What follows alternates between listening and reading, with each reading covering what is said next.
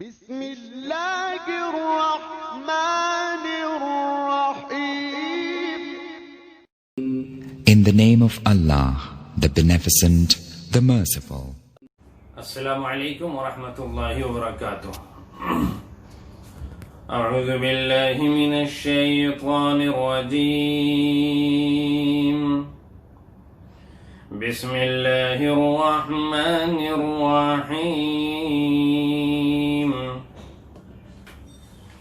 ما كان محمد أبا أحد من رجالكم ولكن رسول الله وخاتم النبيين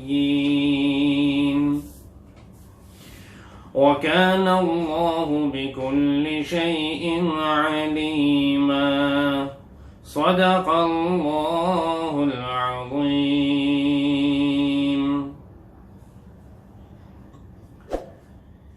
یہ سورہ احزاب کی آیت نمبر 40 ہے. اس سے پہلے آیت نمبر 38 اور 39 کا ترجمہ، اس کی تفسیر آپ حضرات کے سامنے پیش کی گئی. آیت نمبر 40 رہ گئی تھی، تو اس لیے آج آیت نمبر 40 کو پیش کیا جا رہا ہے. اس آیت میں اللہ تبارک و تعالی نے ان لوگوں کو جواب دیا ہے جو آپ صلی اللہ علیہ وسلم پر طعن و تشنیع کرنے میں لگے ہوئے تھے. جیسے کہ اس سے پہلے آپ حضرات نے سنا کہ اللہ تبارک و تعالی نے زمانہ جاہلیت کی ایک رسم کو مٹانے کے لیے، ایک رواج ختم کرنے کے لیے جو سراسر جھوٹ کی بنیادوں پر تھا، یعنی لے پالک اور منہ بولے بیٹے کو اپنے حقیقی بیٹے کی طرح، اپنے سگے بیٹے کی طرح سمجھنا اور اس کو وراثت میں اور ہر چیز کے اندر حقیقی بیٹی کی طرح حصے دار قرار دینا. تو یہ جو زمانے جاہلیت کی رسم تھی، اللہ تبارک و تعالی نے پہلے تو اس سے متعلق آیت کریمہ نازل فرمائی کہ جو ان کے باپ ہیں، آپ ان بچوں کو ان کے اصل باپ کے نام کے ساتھ پکارا کریں. آپ اپنے نام کے ساتھ ان کا نام نہ جوڑیں. اور اگر تم ان کے باپ کو نہیں جانتے، کسی ایسی جگہ سے تم بچہ لے کے آئے، مثلا ہاسپٹل سے، تمہیں پتہ نہیں کہ اس کا باپ کون ہے، تو اللہ فرماتے ہیں قرآن کریم کے اندر اسی صورت میں سورہ احزاب کے شروع میں کہ پھر وہ تمہارے بھائی ہیں، یہ تمہارے دوست ہیں، لیکن تم ان کو بیٹا نہیں کہہ سکتے. اور یہ جو بیٹا ہے، حقیقی بیٹی کی طرح سمجھنا، اس کی نفی کی گئی ہے. ایک ہوتا ہے شفقت اور پیار محبت میں کسی کو یوں ہی بیٹا کہہ دیا، تو اس میں کوئی حرج نہیں، کوئی مذائقہ نہیں، لیکن باقاعدہ اپنا بیٹا بنا لینا، بیٹا قرار دینا، تو یہ بہرحال صحیح نہیں ہے، غلط ہے. اللہ تبارک و تعالی نے آیت کریمہ نازل فرمانے کے بعد عملی طور پر، پریکٹیکلی طور پر بھی یہ بات لوگوں پر واضح کر دی، اس کو کلیئر کر دیا کہ دیکھیے، جس سگے بیٹے کی طلاق شدہ بیوی سے باپ نکاح نہیں کر سکتا، لیکن ہم زید کی جو طلاق شدہ بیوی یعنی حضرت زینب، ان کا نکاح اللہ کے نبی محمد مصطفیٰ صلی اللہ علیہ وسلم سے کر رہے ہیں. اللہ پاک نے خود یہ نکاح کر کے ایک پیغام دیا کہ اگر زید بن حارثہ محمد کے سگے بیٹے کی طرح ہوتے تو جس عورت کو انہوں نے طلاق دی ہے ان کا نکاح آپ صلی اللہ علیہ وسلم سے نہیں ہو سکتا تھا، اس لیے کہ بیٹے کی متعلقہ بیوی سے باپ نکاح کر ہی نہیں سکتا، وہ جائز ہی نہیں ہے. لیکن یہاں نکاح کرا کے اللہ تبارک و تعالی نے عملی طور پر ایک پیغام دیا. اس پر بہت سارے مخالفین، معاندین، ان کو موقع ملا اور انہوں نے آپ صلی اللہ علیہ وسلم پر طعن و تشنیع شروع کی، برا بھلا کہنا شروع کیا. تو اللہ تبارک و تعالی نے اس کے جوابات دیے. یہاں اللہ رب العزت نے بہت بہترین جواب دیا. اللہ فرماتے ہیں کہ ما کان محمد ابا احد من رجالکم، کہ محمد تم میں سے مردوں کے کسی کے باپ نہیں ہے، یعنی محمد کی کا کوئی بیٹا ہی نہیں ہے. تو جب بیٹا ہی نہیں ہے تو پھر الزام کیسے عائد ہو سکتا ہے؟ آپ یہ الزام کیسے دے سکتے ہیں کہ بھائی محمد نے اپنے بیٹے کی چھوڑی ہوئی بیوی سے نکاح کر لیا، اپنے بیٹے کی چھوڑی ہوئی عورت کو اپنے نکاح میں لے لیا؟ یہ الزام آپ کیسے دے سکتے ہیں محمد صلی اللہ علیہ وسلم کو، جبکہ محمد مردوں میں، تمہارے مردوں میں کسی کے باپ ہے ہی نہیں. ہو اب اگر کوئی یہ کہے کہ آپ صلی اللہ علیہ وسلم کے بیٹے ہوئے تو تھے، حضرت خدیجہ رضی اللہ عنہا سے 3 بیٹے اور ایک بیٹا حضرت ماریہ قبطیہ رضی اللہ عنہا سے ہوا، تو 3 صاحبزادے آپ کے ہوئے ہیں، قاسم، طیب، طاہر۔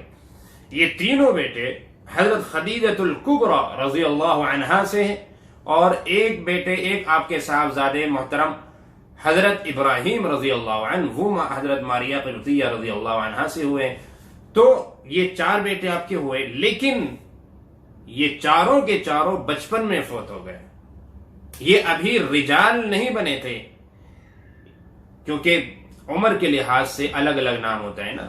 اب جیسے ہم کہتے ہیں کہ بچہ، بچے کا مطلب ہوتا ہے چھوٹا، پھر کہتے ہیں لڑکا، پھر وہ اس سے بڑا ہو جاتا ہے، اس کے بعد پھر مرد کہلایا جاتا ہے۔ تو ابھی وہ مرد تک تو پہنچے نہیں تھے نا، وہ تو ابھی بچے تھے اور بچپن میں ان کا انتقال ہو گیا۔ تو رجل کہتے ہیں کامل اور مکمل مرد کو۔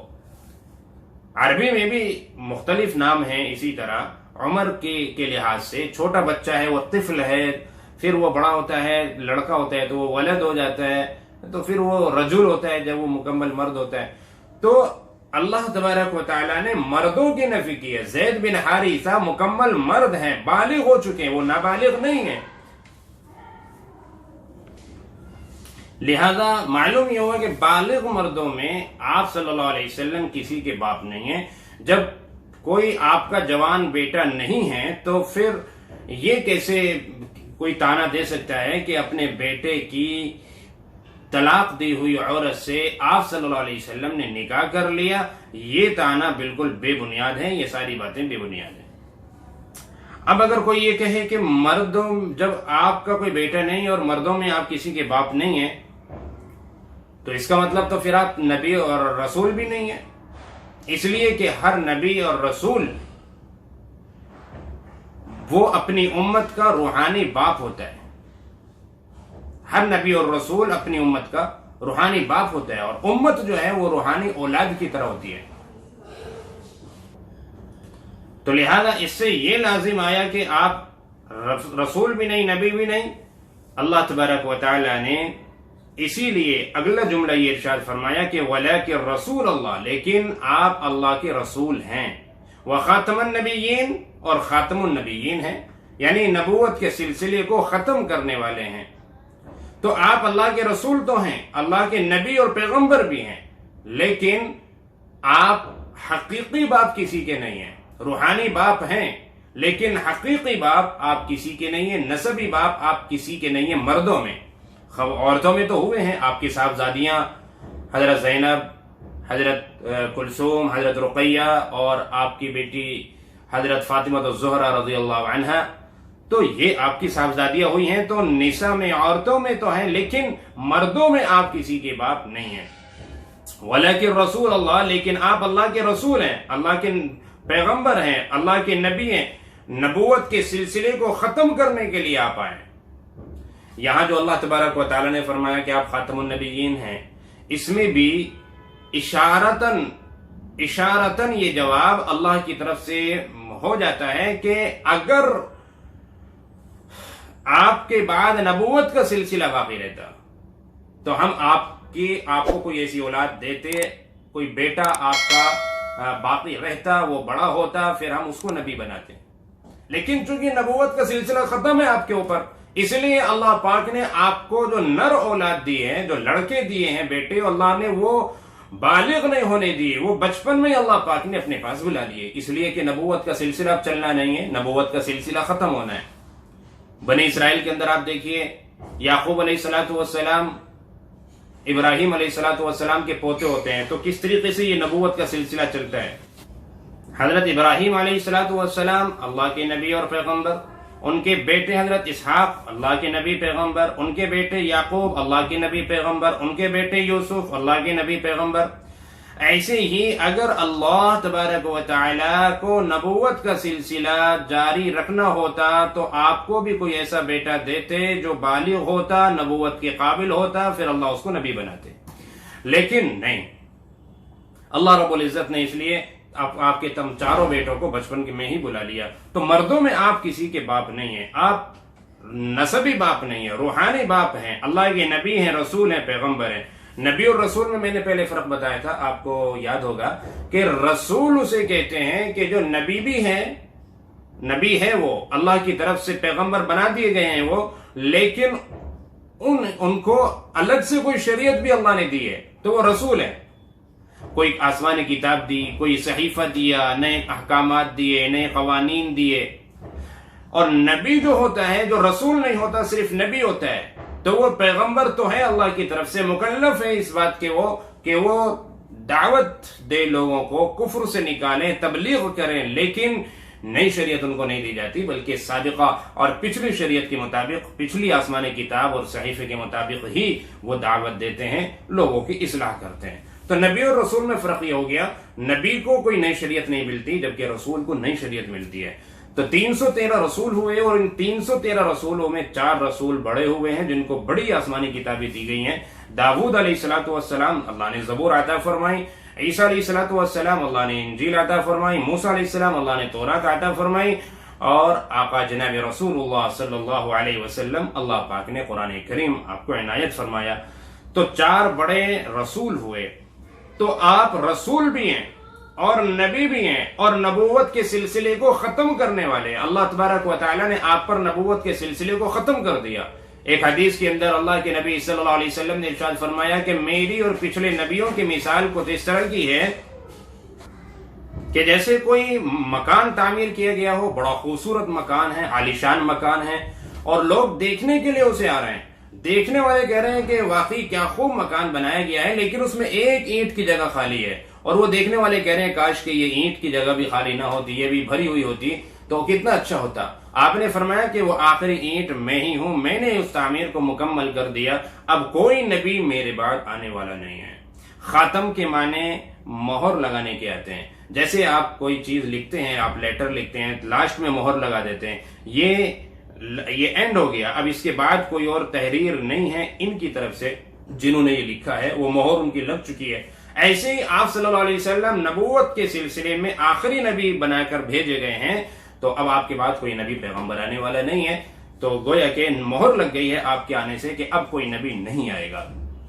اس سے یہ بات بھی واضح ہوتی ہے کہ یہ جو ایک زمانے جاہلیت کی رسم آپ صلی اللہ علیہ وسلم نے ختم کی, اللہ نے آپ کے ذریعے سے ختم کی ہے کہ منہ بولے بیٹے کو سگے بیٹے کا درجہ نہ دیا جائے, تو یہ اس وجہ سے بھی ہے کہ چونکہ آپ آخری نبی ہیں, اور آخری نبی قیامت تک کے لیے, آپ کے بعد کوئی اور نبی نہیں آئیں گے, تو لہذا مکمل طور پر ان تمام مفاسد سے اور تمام خرابیوں سے امت کی اصلاح ضروری تھی کہ جس سے بہت بڑا بگاڑ امت کے اندر آ سکتا تھا, ان تمام کی اصلاح آپ صلی اللہ علیہ وسلم نے فرمائی.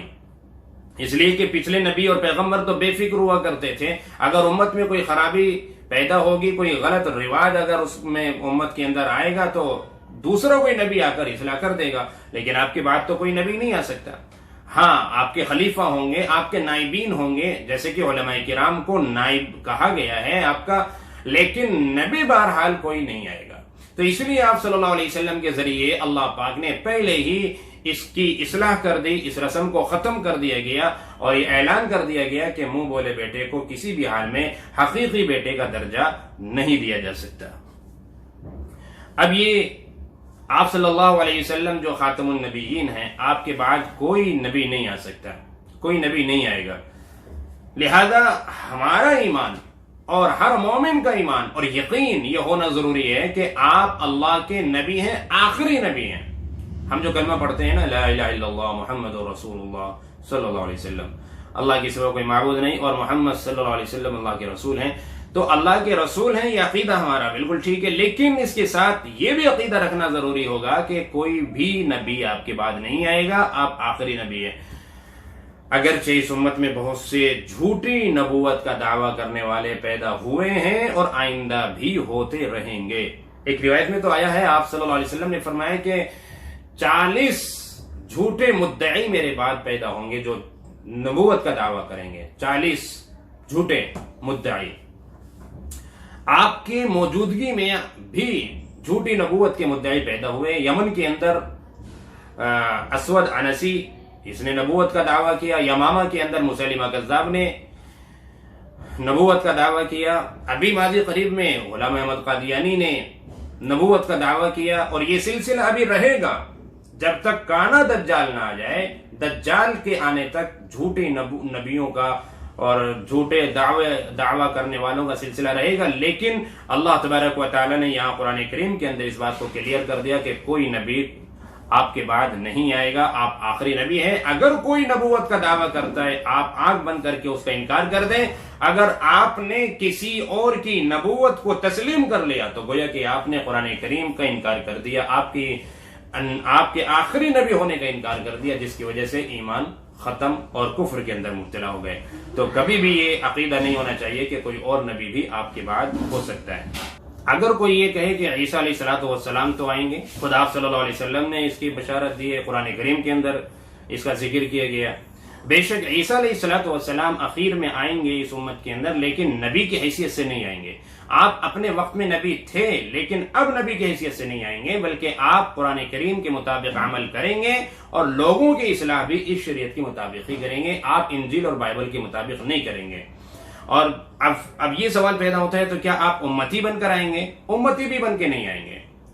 بہت اچھا جواب دیا ہے، اور اس کی ایک مثال دی ہے مفتی شفیع صاحب نے معارف القرآن میں، کہ اس کی مثال ایسی ہے جیسے کہ کسی دوسری کنٹری کا کوئی بادشاہ آپ کے یہاں آتا ہے تو وہ یہاں آ کر نہ تو آپ کا بادشاہ ہوتا ہے نہ یہاں کی رعایا میں شامل ہوتا ہے، اس کا اپنا ایک مقام ہے، لیکن نہ وہ یہاں کی پبلک اور رعایا میں شامل ہے اور نہ وہ یہاں کا بادشاہ ہے۔ بس عیسیٰ علیہ السلام بھی اسی طرح سے ہوں گے، جو کان دجال کے خاتمے کے لیے تشریف لائیں گے۔ وَكَانَ اللَّهُ بِكُلِّ شَيْءٍ عَلِيمًا، اور اللہ تبارک و تعالی سب کچھ جاننے والا ہے، ہر چیز کا علم ہے اللہ کو، کون نبوت کے قابل ہے اور کس رسم اور رواج کو کس طرح سے ختم کرنا چاہیے، کیا چیز جائز ہے کیا ناجائز، اللہ پاک کو سب معلوم ہے، لہذا اللہ نے جو بھی کیا ہے وہ سب صحیح کیا۔ اللہ ہمیں صحیح سمجھ عطا فرمائے، عمل کی توفیق عطا فرمائے۔